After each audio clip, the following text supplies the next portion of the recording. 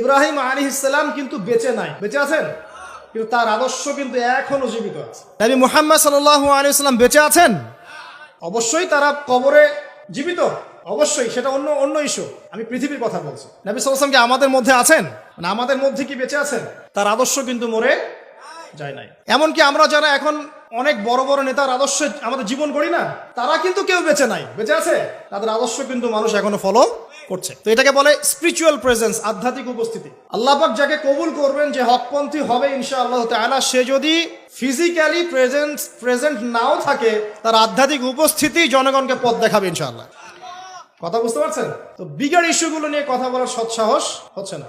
এখানে বলছিলাম যে তোমরা এই জাবাল রুমা থেকে নামবে না যদি আমাদের দেহটাকে পাখি খেয়েও ফেলে। সাহাবীগণ প্রথমে দেখলেন আমরা প্রায় জিতে যাচ্ছি, তারা নেমে আসলেন, বললেন আল গনিমা আল গনিমা। তখন একটা বিপর্যয় সৃষ্টি হলো। কি বিপর্যয়? খালিদ বিন ওয়ালিদ রাদিয়াল্লাহু আনহু 50 জন ঘোর সাওয়ারকে নিয়ে পিছন থেকে এই সুযোগে আক্রমণ করলেন। পিছন থেকে আক্রমণ হলো, আর আবু সুফিয়ানের বাহিনী যারা পালিয়ে যাচ্ছিল এরা আবার ইউটার্ন করলো। এই দুই চাপে পিষ্ট হয়ে উহুদের মাঠে সাহাবায়ে কেরাম রাদিয়াল্লাহু আনহুদের মধ্যে প্রায় 70 জন বড় বড় সাহাবী শহীদ হয়ে গেলেন। কতজন? প্রায় 70 জন বড় বড় সাহাবী। এবং তাদের মধ্যে আনসার সাহাবীদের আত্মত্যাগ ছিল বীরত্বপূর্ণ। এমনকি নবী সাল্লাল্লাহু আলাইহি ওয়াসাল্লামকেও সেদিন মার খেতে হয়েছে, দাঁত মোবারক শহীদ হয়ে গেছে, পায়ের মধ্যে আঘাত পেয়েছিলেন, এই ভ্রুর মধ্যে কড়া ঢুকে গিয়েছিল। তার পাশে মাত্র 9 জন সাহাবী ছিলেন যখন তাকে আক্রমণ করা হচ্ছে। একে একে সাহাবীরা শহীদ হতে লাগলেন। তালহা রাদিয়াল্লাহু আনহুর কথা বলা যায়, তিনি নবীজিকে নিজে ঘাড়ে করে নিয়ে উহুদ পাহাড়ের উপর উঠে গিয়েছেন, এত শক্তি ছিল তার গায়ে। আমরা যুব সমাজ কি শিক্ষা নেবে এখান থেকে? এভাবে মাদকের সাথে লাইফ লিড করলে তো হবে না। এভাবে যদি জেনা করলে তো আপনি ফিজিক্যালি স্ট্রং থাকতে পারবেন না, মানসিকভাবে স্ট্রং থাকতে পারবেন না। পর্নোগ্রাফিতে আসক্ত হলে তো আপনার শরীরে এনার্জি থাকবে না। জুয়া খেললে তো ওই রকম সাহাবীদের মতো আদর্শমান হওয়া যাবে না। নামাজ না পড়লে তো আপনার ভিতরে আধ্যাত্মিক শক্তি আসবে না। তো আমাদের যুব সমাজকে এখান থেকে শিক্ষা নিতে হবে। আল্লাহ পাক তৌফিক এনায়েত করুন। এখন সাহাবী উঠিয়ে নিয়ে গেছেন। নবী সাল্লাল্লাহু আলাইহি ওয়াসাল্লাম বলেছেন, তোমরা যদি কেউ জীবন্ত কোনো শহীদকে দেখতে চাও তাহলে তালহাকে দেখো, তার শরীরে প্রায় 60 থেকে 70টা দাগ ছিল, তারপরে তিনি শহীদ হন নাই সেদিন। আল্লাহ পাক তাকে হেফাজত করেছেন। তিনি বলছিলেন, আমি যখন যুদ্ধ করছিলাম, আর রাহিকুল মাকতুম বইটার মধ্যে আছে, আল্লাহ পাক তখন তাকে এত সাকিনা প্রশান্তি দিয়েছেন যে ঘুমে তার চোখ দিয়ে মানে শান্তির ঘুম চলে আসছে। তখন তিনি বলছেন, দুইবার আমার হাত থেকে তরোয়াল পড়ে গেছে ঘুমের চোটে। চিন্তা করতে পারেন, যুদ্ধ হচ্ছে, আল্লাহ পাক তাকে শান্তির ঘুম দিয়ে দিচ্ছেন চোখের মধ্যে। দুইবার অস্ত্র মানে তরোয়াল পড়ে যাচ্ছে হাত থেকে ঘুমের চোটে। তিনি শেষমেশ শহীদ হন নাই। নবী সাল্লাল্লাহু আলাইহি ওয়াসাল্লামকে ঘাড়ে নিয়ে উঠেছেন উহুদ পাহাড়ের উপরে।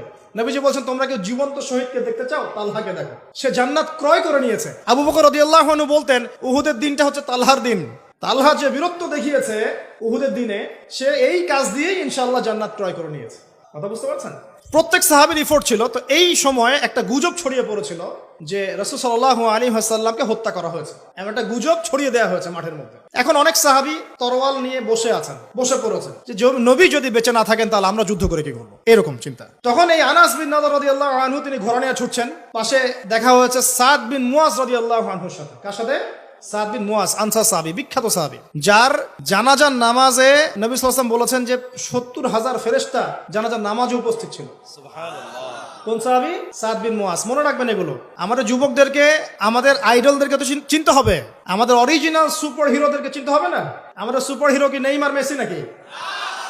এইসব অহেতুক কাজে সময় নষ্ট করবেন না। টোটালি ওয়েস্ট অফ টাইম, সময়ের অপচয়। জুয়া খেললে অর্থের অপচয়, আপনার যৌবনের অপচয়। সবচেয়ে বড় কথা হচ্ছে হায়াতটা নষ্ট হয়ে গেল।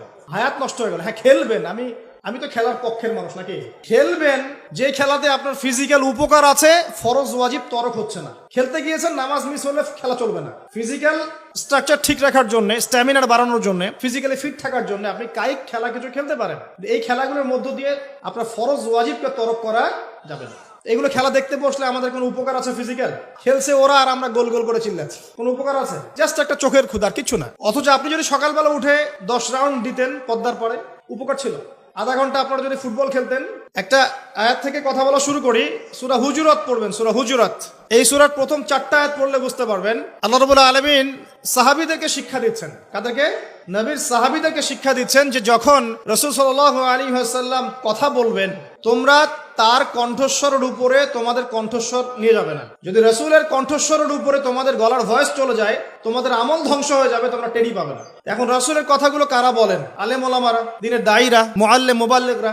যে মজলিসে কোরআন এবং সুন্নাহর কথা হবে, আল্লাহ এবং তার রাসূলের কথা হবে, সেখানে উচ্চস্বরে কথাবার্তা বলা যাবে না। এটা আমার মত। এটা সরাসরি কোরআনে নাই, কিন্তু আমার মত এটা।